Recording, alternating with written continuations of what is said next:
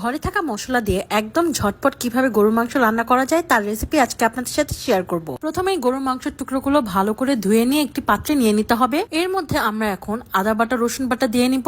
এখন এর মধ্যে কুচি করে রাখা পেঁয়াজ, তেজপাতা, এলাচ, দারচিনি দিয়ে নিতে হবে। মাংসের সাথে একটু ভিন্নতা আনার জন্য আমি এর মধ্যে মাংসের মশলা দিয়ে দিলাম। আপনারা চাইলে যে কোনো ব্র্যান্ডের মাংসের মশলা দিতে পারেন, আর যদি মাংসের মশলা না দিতে চান তাহলে এমনিও রান্না করতে পারেন। এখন এর মধ্যে পরিমাণ মতো লবণ দিয়ে নিব, তারপর মরিচের গুঁড়া, হলুদের গুঁড়া, ধনিয়ার গুঁড়া, জিরার গুঁড়া দিয়ে দিতে হবে। আমরা সবকিছু একবারে দিয়ে দিচ্ছি যাতে হাতে মাখিয়ে চুলায় সরাসরি বসিয়ে দিতে পারি। এটা করলে আপনার সময়ও বেঁচে যাবে, আর আপনি চাইলে অন্য রান্নাও এই সময় করে নিতে পারবেন। এখন এর মধ্যে আমরা পরিমাণ মতো তেল নিয়ে নিব।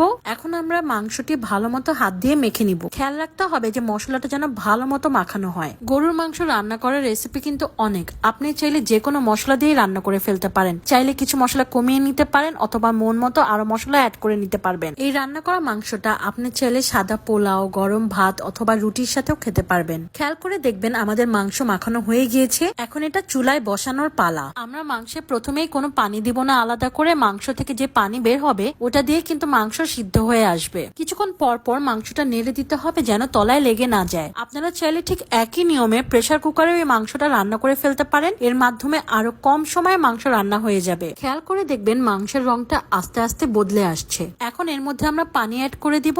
আপনারা যতটুকু পরিমাণে ঝোল খেতে চান পানি ঠিক ওই অনুপাতে দিবেন। মাংস সিদ্ধ হয়ে আসলে এবং ঝোল টেনে আসলে আমরা মাংস চুলা থেকে নামিয়ে ফেলবো।